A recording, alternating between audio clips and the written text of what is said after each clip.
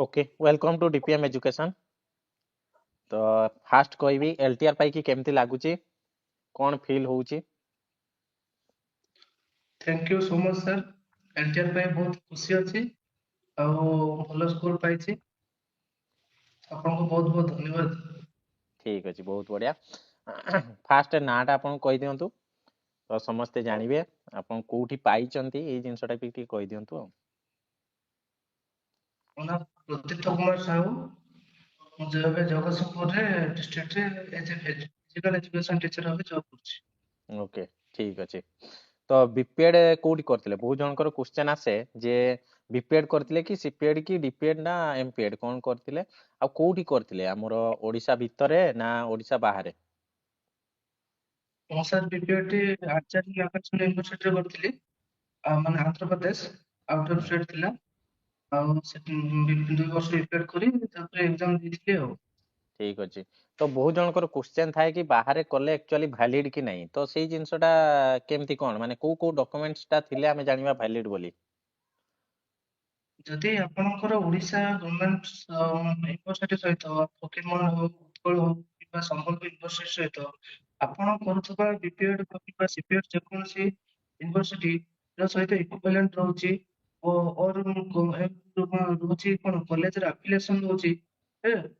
ଏଇ ଜିନିଷ ଯଦି ଆପଣଙ୍କର ଠିକ ଠାକ ଅଛି ତାହେଲେ ଆପଣ ଓଡିଶା ବାହାରେ କରନ୍ତୁ କିମ୍ବା ଭିତରେ କୌଣସି କରନ୍ତୁ କୌଣସି ମ୍ୟାଟର କରେ ନାହିଁ ଆପଣ ଓଡିଶା ଗଭର୍ଣ୍ଣମେଣ୍ଟରେ ଜବ୍ କରିବା ପାଇଁ। हम्म ठीक अच्छे, बहुत बढ़िया। आउ एटा केते नंबर अटेम्प्ट थिला माने जेमती कि किछि जण फास्ट अटेम्प्ट रे भी क्लियर करूचंती, किछि जण थरे दी थर तीन थर अटेम्प्ट मींस केते टाइमिंग एग्जाम देला पर एटा क्वालीफाई करिसंती? ସାର୍ ମୋର 3 ନମ୍ବର ଆଟେମ୍ପ୍ଟ ଥିଲା। ପ୍ରଥମେ 2023ରେ ଆରଏସଟି ଦେଇଥିଲି। हम्म ଜଷ୍ଟ 50-60% ମାର୍କ ରଖିଥିଲି। ନେକ୍ସଟ ଏସଏସବି ବାହାରିଥିଲା 2024ରେ ତାକୁ ଦେଇଥିଲି କିନ୍ତୁ ଜଷ୍ଟ ବୋର୍ଡର ଲାଇନରେ କଟି ଯାଇଥିଲି। ନେକ୍ସଟ ଏଲଟିଆର ରେ ମୁଁ ଫାଇନାଲ ସିଲେକ୍ଟ ହେଇଥିଲି। ठीक अच्छे, बहुत बढ़िया।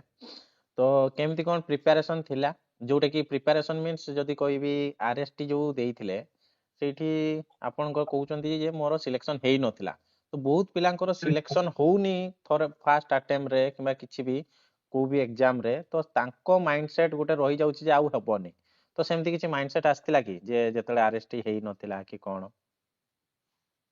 ଆରେଷ୍ଟ ଯେତେବେଳେ ହେଇନଥିଲା ପ୍ରଥମେ ଆପଣ ମାନେ ନିଜକୁ ରଖିବାକୁ ପଡୁଛି ସେ କରୁଛି ମାନେ ମୋର କାହିଁକି ହବ। ସେ ଯଦି 8 ଘଣ୍ଟା ପଢୁଛି ମୁଁ 10 ଘଣ୍ଟା ପଢିବି। ଠିକ ଅଛି ମାଇଣ୍ଡ ସେଟ ଗୋଟେ ଆପଣ ମାନେ କ୍ଲିୟର ରଖନ୍ତୁ ଭିଜନ ଉପରେ ରଖିବେ। ପ୍ରଥମେ ସିଲାବସ ଆପଣ କଭର କରିବେ। ସିଲାବସ କଭର କରିବା ସହିତ ଆପଣ ପ୍ରିଭିୟସ ଯୋଉ ଆପଣଙ୍କର ରହୁଛି କ୍ୱେଶ୍ଚନ ରହୁଛି କୋଉ ଟାଇପ ରେ କୋଉ ଟପିକ ରୁ ଆସୁଛି କେମିତି କ୍ୱେଶ୍ଚନ ଆସୁଛି ସେଗୁଡାକୁ ବି ଆମେ ଫଲୋ କରିବେ। ତାହା ସହିତ ଆପଣ ପ୍ରତ୍ୟେକ ଦିନ ମୁଁ ତ କହିବି 100 ରୁ ଅଧିକ ଆପଣ ମକ୍ ଟେଷ୍ଟ ଦିଅନ୍ତୁ। ଯେତେ ଆପଣ ମକ୍ ଟେଷ୍ଟ ଦେବେ ସାର୍ପନେସ୍ ସେତେବେଳେ ଆପଣଙ୍କର ଆସିବ। ଆଟେମ୍ପ୍ଟ ଆପଣ ସେତେ ଅଧିକ କରିପାରିବେ। କରିବା ଫଳରେ ଆପଣ ମାନେ ଏକ୍ସାମ ରେ ଆପଣ ହଡବଡି ଯୋଉ ଜିନିଷଟା ସେ ଜିନିଷଟା ଆପଣ ଫିଲ୍ କରିପାରିବେ ନାହିଁ। ମ୍ୟାକ୍ସିମମ୍ ଆପଣ ଆଟେମ୍ପ୍ଟ କରିପାରିବେ ଓ ଅତି କମ ସମୟ ଭିତରେ। जो आरएसटी एग्जाम देइथिले ता सहित एलटीआर डिफरेंस टा ଆଜ୍ଞା कोनटा चेंज कले मीन सेतेले को जिंसटा भूल होउतिला जोटा पई सेठी हेलानी आ आरएसटी टा कोथि पई हेला माने किछि फरक टा जोटा एक्सपीरियंस किछि भी पाइचंती कि सेठी? ଆରଏସଟି ରେ ଜଷ୍ଟ ମୋର ପାସ ଆଉଟ ପରେ ମୁଁ ଆରଏସଟି ଦେଇଥିଲି। ଆରଏସଟି ଦେଇଲା ବେଳୁ ସିଲାବସ ବି କଣ କେଉଠୁ କ୍ୱେଶ୍ଚନ ଆସୁଛି କୌଣସି ବି କିଛି ବି ମୁଁ ଜାଣିନଥିଲି। ତା ଦେହରୁ କିଛି ଆରଏସଟି ବହୁତ ଭୁଲ କରିଥିଲେ। ମୁଁ ତ କହିବି ମୁଁ ତ 100 ରୁ 90% ଭୁଲ ପଢୁଥିଲି ସେତେବେଳେ। କୋଉ ବୁକ୍ ଫଲୋ କରିବା ସିଲାବସ କଣ ସେଗୁଡା ମୁଁ କୌଣସି ବି କିଛି ଜାଣିନଥିଲି। ତାପରେ ନେକ୍ସଟ ମୁଁ ସେଗୁଡା କଣ କଲି ଦେଖିଲି ଏସଏସବି ରେ କିଛିଟା ଭୁଲ ସେ ଯୋଉ ମୁଁ ଭୁଲ କରିଥିଲି କିଛି ସୁଧାରିଲି। ନେକ୍ସଟ ମୁଁ ଏସଏସବି ରେ ବି ବହୁତ ଭୁଲ କରିଥିଲି। ଏସଏସବି ଭୁଲ କଲେ ଏଟିଆର ଯାହା ମାନେ ସିଲାବସ ୱାଇଜ ସବୁ କଭର କଲି ଆଉ ପ୍ରିଭିୟସ କ୍ୱେଶ୍ଚନ କୁ ଦେଖିଲି। ପାଖାପାଖି 5-6 ବର୍ଷ ପ୍ରିଭିୟସ ର କ୍ୱେଶ୍ଚନ ଦେଖିକି ମୁଁ ପ୍ରିପାରେସନ କରୁଥିଲି। ଡେଲି ସାର୍ 8 ରୁ 10 ଘଣ୍ଟା ମୁଁ ପ୍ରିପାରେସନ କରୁଥିଲି। ठीक अच्छे। 8-10 घंटा जो प्रिपरेशन रहउतला प्रीवियस ईयर क्वेश्चन कोन खाली क्वेश्चन गुडा करूतिले ना धरंतु इना प्रीवियस ईयर क्वेश्चन रहि गला 2000 धरंतु 22 रो या 23 रो क्वेश्चन ताकू देखि केमती पढा होतिला ना सेटारू डायरेक्ट क्वेश्चन गुडा करा होतिला ना कोन करा होतिला?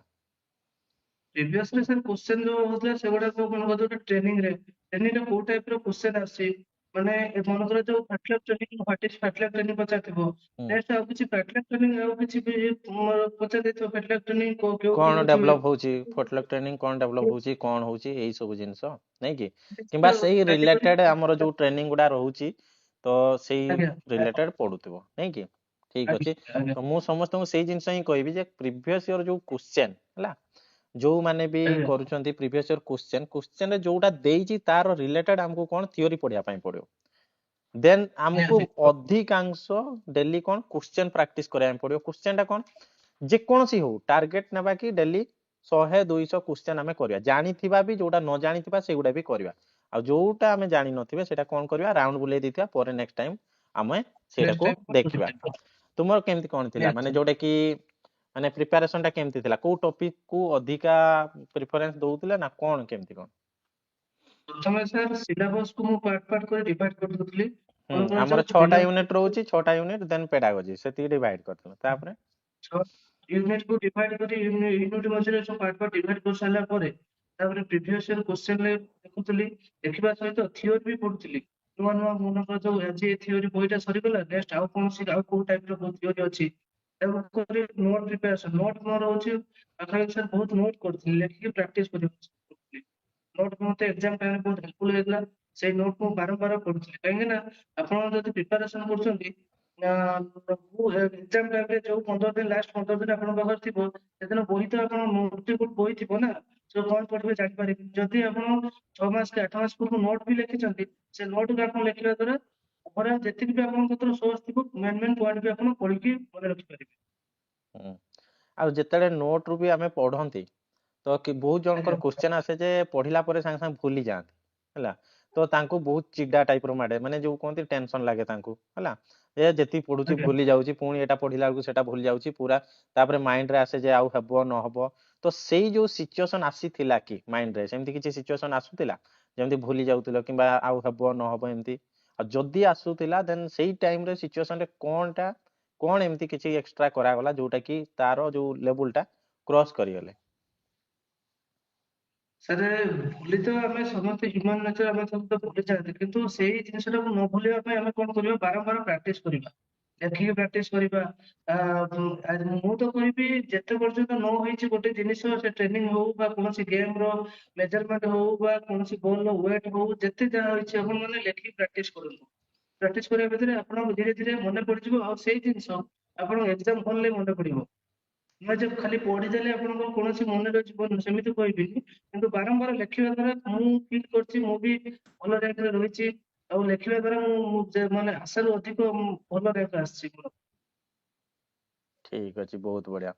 ଆଉ ଏସଏସବି ଏବେ ଯୋଉ ନେକ୍ସଟ ଫେଜ ବାହାରିବାର ଅଛି, ତ ଆଜ୍ଞା ତାଙ୍କ ପାଇଁ କଣ ସଜେସନ ରହିବ, କେମିତି କଣ ପ୍ରିପାରେସନ ସେମାନେ ରହିବେ କରିବେ? ଧରନ୍ତୁ ନା ନୂଆ ଜଣେ ଫାର୍ଷ୍ଟ ଟାଇମ ସେ ଦେଖୁଥିବ ଯେ କେମିତି କଣ ପ୍ରିପାରେସନ କରିବ, କଣ ତ ଫାର୍ଷ୍ଟ ଷ୍ଟେଜ କଣ, ସେକେଣ୍ଡ ଷ୍ଟେଜ କଣ, କେତେ ଦିନ ଭିତରେ ଜଣେ ସିଲାବସ ଆରାମସେ ସାରି ପାରିବ ଆଉ ଏମସିକ୍ୟୁ ବି କରିପାରିବ? ଦେଖନ୍ତୁ ଏସଏସବି ର ଏବେ ତ ଯାହା ଖବର ସବୁ ନୋଟିଫିକେଶନ ଆସିନାହିଁ, ଏବେଠୁ ଯଦି ପିଲା 8 ରୁ 10 ଘଣ୍ଟା ପ୍ରିପାରେସନ କରୁଛି, ଟୋଟାଲ ସିଲାବସ କୁ ସେ କମ୍ପ୍ଲିଟ କରୁଛି, ତାହେଲେ ସେ ବି ଆରାମସେ ପାଇଯିବ। ଯଦି ସେ ଫ୍ରେଶର ହଉ ବା ଯେକୌଣସି, ନିଜର ଇଚ୍ଛା ଶକ୍ତି ହିଁ ସବୁ କରିପାରେ, ବୁଝିଲେ। ଆଉ ସେଇ ଏସଏସବି ପିଲା ହଉଥିବା ଆମର ଆସ୍ପିରାଣ୍ଟ ମାନଙ୍କୁ ମୁଁ ଏତିକି ସଜେଷ୍ଟ କରିବି ଯେ ପ୍ରଥମେ ଆପଣ ଏପଟୁ ସିଲାବସ ଆରମ୍ଭ କରନ୍ତୁ। ସିଲାବସ ଓଭରଅଲ ପ୍ରତ୍ୟେକ ୟୁନିଟ କୁ ଆପଣ ପାର୍ଟ ପାର୍ଟ ଡିଭାଇଡ କରି, ଆଉ ସେଇ ୟୁନିଟ କୁ ଆପଣ ଟାଇମିଂ ଦେଇ ସେଟ୍ କରନ୍ତୁ। 8 ରୁ 10ଟା ଗୋଟେ ୟୁନିଟ ରଖିବେ, ଗୋଟେ ୟୁନିଟ ର ଗୋଟେ ପାର୍ଟ ରଖିବେ ଟ୍ରେନିଂ ଟା। ମୁଁ ତ କହିବି ଆନାଟୋମି ଫିଜିଓଲୋଜି ହଉ ବା ଟ୍ରେନିଂ ପିରିୟଡ ହଉ, ଆପଣ ବେଶୀ ସେ ଫୋକସ କରନ୍ତୁ। ଆଉ ପ୍ରିଭିୟସ ଇୟର କ୍ୱେଶ୍ଚନ ଦେଖୁଛେ କୋଉ ଟପିକ ରୁ ବେଶୀ କ୍ୱେଶ୍ଚନ ଆସୁଛି, ଆପଣ ନୁହେଁ ଯେ ସେଇ କ୍ୱେଶ୍ଚନ କପି ପେଷ୍ଟ ହବ ନୁହେଁ, ସେଇ ଟାଲି କରି କ୍ୱେଶ୍ଚନ କୁ ପଢିବାର ଅଛି। ସେମିତି ମାନେ କଲେ ଆପଣ କ୍ୱେଶ୍ଚନ କପି ହବାର ଚାନ୍ସେସ୍ ବହୁତ କମ, କିନ୍ତୁ ସେଇ ରିଲେଟେଡ କ୍ୱେଶ୍ଚନ ଆସିବ। ଆଜ୍ଞା ଆଜ୍ଞା ଆଜ୍ଞା। ଇଜି ଟାଇପ ର କ୍ୱେଶ୍ଚନ ଆସୁଛି ନା ଟିକେ ମଡରେଟ ଆସୁଛି ନା କୋଉ ମାନେ ପୁରା ହାର୍ଡ ଆସୁଛି? କ୍ୱେଶ୍ଚନ ତ ସାର୍ ଇଜି ବି ଆସିଛି, ମଡରେଟ ବି ହାର୍ଡ, ସବୁ ରକମ ମିକ୍ସ ହେଇକି ଆସୁଛି। ନୁହେଁ ଯେ ଆମେ ଗୋଟେ କହିବା ଯେ ଏଥିରେ ଇଜି ଆସିଥିଲା, ସେମିତି ତ ମୁଁ କେବେ କହିବିନି। କ୍ୱେଶ୍ଚନ ଓଭରଅଲ ଟପିକ ର ଅଛି, ଯିଏ ବି ଏକ୍ସାମିନର କ୍ୱେଶ୍ଚନ ତିଆରି କରୁଛନ୍ତି, ସେ ସବୁ ଟାଇପ ର କ୍ୱେଶ୍ଚନ କରୁଛନ୍ତି। ଠିକ ଅଛି। ତ କୋଉ କୋଉ ବହି ନା କେମିତି କଣ ଫଲୋ କରୁଥିଲେ, ଯୋଉଟା କି ପିଲା ଜଣେ ଯଦି ଜାଣିବା ପାଇଁ ଚାହିଁବେ ଯେ କଣ ଆକ୍ଚୁଆଲି ଆଜ୍ଞା। କେମିତି କୋଉ କୋଉ ବୁକ୍ ପଢିବା କି କଣ କରିବା, ଫାଷ୍ଟ ଆମେ କୋଉଟା ଆମେ ଦେଖିବା ପାଇଁ ପଡିବ ଆମକୁ। ତ ଏଇ ସବୁ ଜିନିଷ ଟିକେ କୁହନ୍ତୁ, ମାନେ କୋଉ ବହି ଆପଣ ୟୁଜ କରୁଥିଲେ? ମୁଁ ତ କହିବି ଏବେ ଯଦି କୌଣସି ପିଲା ଏବେ ଆରମ୍ଭ କରୁଛି ତାହେଲେ ଡିପିଏମ୍ ଏଜୁକେସନ ଜଏନ୍ ହେଲେ ଆପଣଙ୍କର ଯୋଉ ନୋଟ ମତେ ବହୁତ ହେଲ୍ପଫୁଲ ହେଇଥିଲା। ସେଠାରେ ମାନେ ଆପଣ ବେସିକ କ୍ଲିୟର କରିଥିଲେ, ସେ ଟ୍ରେନିଂ ଯେକୌଣସି ଟ୍ରେନିଂ ହଉ ବା କୌଣସି ଟ୍ରିକ୍ସ ଆପଣ କହିଦେଉଥିଲେ। ସେ ଟ୍ରିକ୍ସ ବଳରେ ଆମେ ସେଇ ୱେରେ ଯିବା ଫଳରେ ଆମେ ଆଜି ସକ୍ସେସ୍ ପାଇଯାଇଛୁ।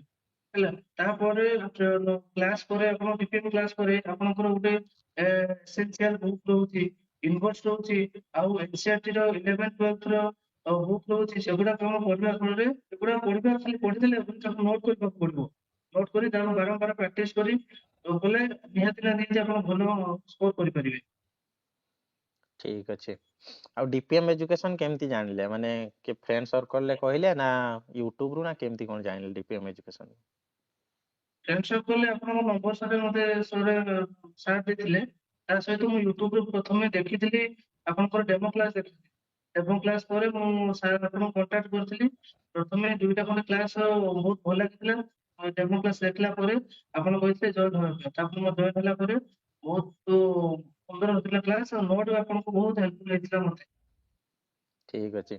ଆଉ କୋଉ ଜିନିଷଟା ଏମିତି କମି ଲାଗୁଥିଲା ଯୋଉଟା କି ମାନେ ଆଉ କଣ ଏକ୍ସଟ୍ରା ହେଇଥିଲା ଆଉ ଟିକେ ଭଲ ହେଇଥାନ୍ତା, ଯୋଉଟା କି ଆମର ଡିପିଏମ୍ ଏଜୁକେସନ ଆପ୍ଲିକେସନ ରେ, କି କଣ ମାନେ ଆଉ କୋଉ ଟାଇପ ର କଣ୍ଟେଣ୍ଟ? ଡିପ୍ଲୋମା ଏଜୁକେସନ ସାରେ କ୍ୱେଶ୍ଚେନ ଠିକ ଠାକ ଅଛି। ନୋଟ ସାରେ ନୋଟ ବି ଭଲ ଅଛି। ଓଭରଅଲ ଠିକ ଅଛି ସାର୍ ଏବେ ବି। ଠିକ ଅଛି। ଆଉ ଯୋଉ ଏବେ ନୂଆ ଓଷ୍ଟେଟ ଏବେ ରିସେଣ୍ଟଲି ଦେବେ, ଆଉ ଅଳ୍ପ ଦିନ ରହିଲା, ତାଙ୍କ ପାଇଁ କଣ ସଜେସନ ରହିବ? ଓଷ୍ଟେଟ ଦେଉଥିବା ସାର୍ ଆଶାୟୀ ମାନଙ୍କୁ ଏତିକି କହିବି ଯେ ଆପଣ ମାନେ ଯେହେତୁ ଓଷ୍ଟେଟରେ କୌଣସି ମାଇନସ ମାର୍କିଂ ନାହିଁ, ଆପଣ ସିଲାବସ କଭର କରନ୍ତୁ। କରିବା ସହିତ ଆପଣ କୌଣସି ବି କ୍ୱେଶ୍ଚେନ ଆପଣ ଛାଡିକି ଆସିବେନି। ସବୁ କ୍ୱେଶ୍ଚେନ ଆପଣ ରାଉଣ୍ଡ ବୁଲେଇକି ଆସିବେ। ଆସିଲେ ନିହାତି ନା ନିହାତି ଆପଣ କ୍ୱାଲିଫାଇ କରିଯିବେ। ଆଉ ଓଷ୍ଟେଟରେ କୌଣସି ଆପଣଙ୍କର ର୍ୟାଙ୍କ ନାହିଁ, ଜଷ୍ଟ କ୍ୱାଲିଫାଇ ମାର୍କ କାର୍ଡ ରହିଛି। ଆପଣ ନିହାତି ନା ନିହାତି କ୍ୱାଲିଫାଇ କରିଯିବେ। ଓକେ, ଠିକ ଅଛି। ତାହେଲେ ଓଭରାଲି ସବୁ ଜିନିଷ ଠିକ ଠାକ ରହିଲା। ଆଉ ପିଲାମାନଙ୍କର ଯଦି କିଛି ମାନେ ଡାଉଟ ରହିଲା, ଦେନ୍ ସେମାନେ କମେଣ୍ଟରେ କହିବେ। ଦେନ୍ ଆମେ ନେକ୍ସଟ ଯଦି ଆଉ କେବେ ହେଇପାରିବ ଦେନ୍ ପୁଣି ଡିସ୍କସନ କରିବା। ଆଉ ଯୋଉ ବୁକ୍ ଗୁଡା କହିଲେ ସେଗୁଡା ମୁଁ ଏଇ ଯୋଉ ଆମର ସ୍କ୍ରିନରେ ଶୋ କରିବ ପ୍ରଡକ୍ଟସ ବୋଲି, ମୁଁ ସେଇଠି ଦେଇ ଦେଇଥିବି। ତ ଅନ୍ୟମାନେ ଆଜ୍ଞା ଯିଏ ବି ଚାହିଁବେ ସେଇଠୁ ଯାଇକି ବାଇ କରିପାରିବେ, ଯଦି ବୁକ୍ ଗୁଡା ଜାଣି ପାରୁନାହାନ୍ତି। ଆଉ ଯଦି ଜାଣିପାରୁଛନ୍ତି ତ କିଛି ଅସୁବିଧା ନାହିଁ, ଫ୍ଲିପକାର୍ଟରେ ବି ମିଳିଯିବ, ଅଫଲାଇନରେ ବି ମିଳିଯିବ। ସରସ୍ୱତୀ ପବ୍ଲିକେସନର ଆପଣ ଅଫଲାଇନରେ ବି ପାଇଯାଇ ପାରିବେ, କାରଣ ସେଟା ସିବିଏସ୍ଇ ବୁକ୍। ଆଉ 11 12 ଯୋଉଟା ଆମର ରହୁଛି, ଆଉ ୟୁନିଭର୍ସଟା ତ ରହୁଛି। ତାର 2ଟା ଭର୍ସନ ଆସୁଛି, ଗୋଟେ ଆସୁଛି ଇଂଲିଶ, ଗୋଟେ ହିନ୍ଦୀ। ଇଂଲିଶ ଭର୍ସନଟା ଆଣିବେ, ଆଉ କଣ ଇଂଲିଶ ଭର୍ସନ ସହିତ ଲାଟେଷ୍ଟ ଏଡିସନଟା ଆଣିବେ। ସରସ୍ୱତୀ ପବ୍ଲିକେସନର ବି ଲାଟେଷ୍ଟ ପବ୍ଲିକେସନ ପଳେଇ ଆସିଛି, ସେଇଟା ବି ଆଣିପାରିବେ। ନା ଆଉ କଣ ରହିବ? ନା ସାର୍, ଏଇ ବୁକ୍ ସାର୍ ଆଣିଲେ ନିହାତି ସାର୍ ପିଲାଟି ଆରାମସେ ଭଲ ସ୍କୋର କରିପାରିବ। ଆଉ ନୋଟ ନିଜର ଇଚ୍ଛା ଶକ୍ତି ଅଛି। ଆଉ ନୋଟ ଟା କେମିତି କଣ ବନଉଥିଲେ, ମାନେ ନୋଟ ପାଇଁ 6ଟା ୟୁନିଟ ପାଇଁ 6ଟା ଖାତା ନା କଣ, ନା ମୁଁ ଯେମିତି କହିଥିଲି ସେୟା, ନା ଅଲଗା କଣ ନୋଟ କ୍ରିଏଟ ହେଇଥିଲା? ଆଉ ସାର୍ ଆପଣ ଯେମିତି କହିଥିଲେ 6ଟା ୟୁନିଟ୍ ପାଇଁ 6ଟା ଖାତା କରିଥିଲି। ଆଉ ସେଇ ଖାତାରେ ମାନେ ମନେକର ଯୋଉ ଥିଓରି ପଢିଲି, ଥିଓରିରେ କୋଉ ଟପିକ ରୁ ମାନେ କ୍ୱେଶ୍ଚେନ ବି ପାଖରେ ରଖୁଥିଲି। ହୁଁ କ୍ୱେଶ୍ଚେନ କୋଉ ଟାଇପ ର କ୍ୱେଶ୍ଚେନ ଆସିଛି ତାକୁ ମୁଁ ସାର୍କଲ କରୁଥିଲି। ସାର୍କଲ କରି ନୋଟ କରୁଥିଲି। ନୋଟ କରିବା ଫଳରେ ଏକ୍ସାମ ଟାଇମରେ ସେଗୁଡ଼ା ମତେ ବହୁତ ବହୁତ ହେଲ୍ପ ହେଇଛି। ତାପରେ ଥିଓରିର ଯୋଉଟା ଆମର ଧର ପଢା ହେଇ ନଥିବ, ସେଇଟା ବି ଯଦି ଅନ୍ୟ କୋଉ ବହିରେ ପାଇଲେ ସେଇଠି ଆଡ କରାହଉଥିଲା। ସେଇ ଜିନିଷ କରିଦେଲେ ମୁଁ ଯୋଉଟା କହୁଥିଲି ଯେମିତି। ଆପଣ ଆପଣ ଯେତେ ଥର ବହି ମନେକର ଏ ବହି ପଢିଲେ, କିଛି ଲେଖିଦେଲେ, ନୋଟ କଲେ, ପୁଣି ଆଉ ଗୋଟେ ବହି ପଢିବେ, ସେଇ ଟପିକ ପଢିବେ, ସେ ବି ନୋଟ କରିଲେ, ଏମିତି କଲେ ମଲ୍ଟିପଲ କଲେ ଅଳ୍ପ ଜାଗାରେ ଆପଣ ବହୁତ ଜିନିଷ ଲେଖିପାରିବେ ଆଉ ବୁଝି ବି ପାରିବେ। ସେତେବେଳେ ନିଜ ହ୍ୟାଣ୍ଡରାଇଟିଂ ଟା ନିଜେ ବୁଝିବେ। ଓକେ, ଠିକ ଅଛି। ବହୁତ ବହୁତ ଧନ୍ୟବାଦ ଟାଇମ ଦେଇଥିବାରୁ। ତ ଏବେ ତ ଧନ୍ୟବାଦ। ଆରାମ। ଠିକ ଅଛି, ଥ୍ୟାଙ୍କ ୟୁ।